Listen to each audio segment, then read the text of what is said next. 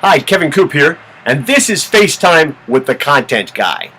You know, there are so many stories in the news about things like computer fraud and bank fraud and identity theft and things like that, that it doesn't take much to set people off. We had sort of an experience with that recently that was sort of illuminating to me.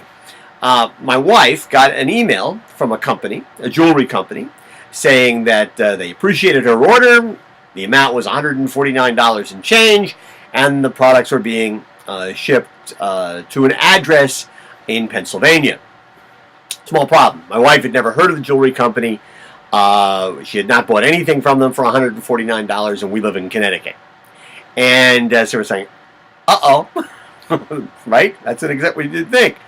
So the first thing we did was check with our daughter, just to make sure that, she had to somehow use mom's card to place an order. She had not.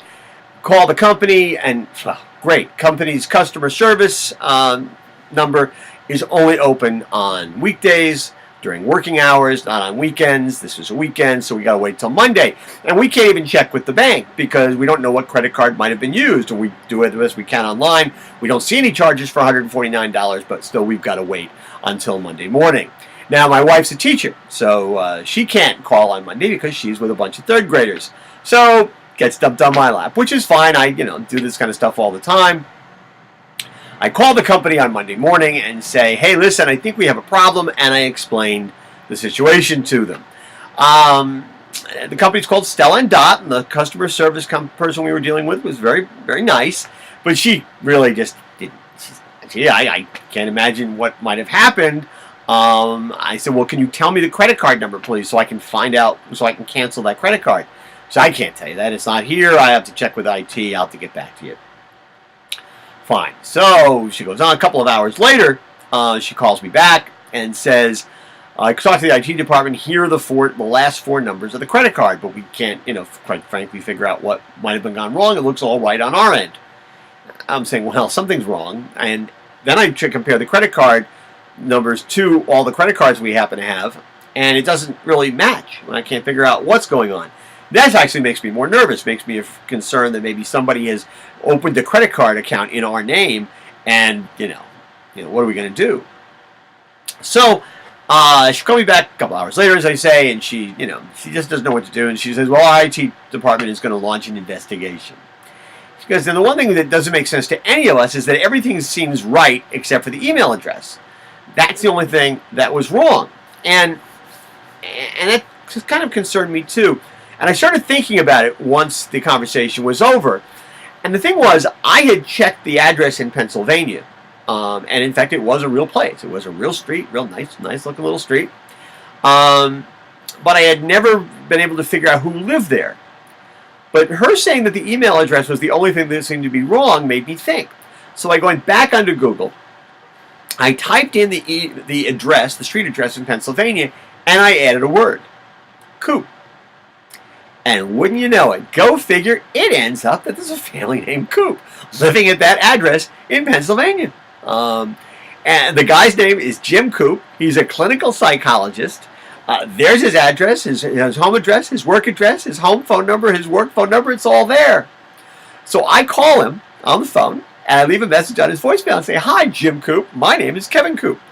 And I'd be willing to bet that your wife's name is the same as my wife's name. Here's my phone number. I explained a little bit of the situation. I said, give me a call back. 15 minutes later, he calls back. He's totally confused. Has no idea what's going on. So I explained to him what seems to have happened. And I said, what is your wife's email address? And he tells me it's her first name, which is the same as my wife's first name. Last name, Coop, @mac.com. My wife's email address is her first initial, Coop, @mac.com. And clearly the company, the retailer, in this case, made a mistake. She'd gone to one of these little jewelry shows, placed an order, the customer rep wrote it down wrong. Everything was right. It was his credit card number, his charge, everything was fine. And we had a nice little conversation. I don't think we're related, but maybe going way, way back. I told him it's a kick to go visit a place called Coopville in Washington because they hand over your credit card and they look at you and go, ooh, this guy may own the place. And everything was fine. No harm, no foul, no fraud, nothing. Everybody felt pretty good. So I called back the customer service rep at Stella and Dot, and I said, I think I've solved the problem. I think I understand what the mystery is. And I told her what I discovered. And she goes, whoa, that's amazing. I can't believe you figured that out. She goes, because I handed this to the IT department. It's going to take them days, maybe weeks to figure out what might have happened in the investigation. And you did it in like 2 hours. She goes, how did you do that? I said, well, it's a little secret. Don't tell anybody. But there's this thing called Google. And the thing is, it occurred to me that in so many of our businesses, right, we all, especially big companies, right, they got IT departments, they got customer problems. And sometimes, I'm sure we launch investigations and we overthink things. And, sometimes all it requires is a little common sense and a little use of Google. And I just thought that was an instructive lesson on how to handle these kinds of situations. Anyway, that is what is on my mind this Thursday morning. And as always, I want to hear what's on your mind.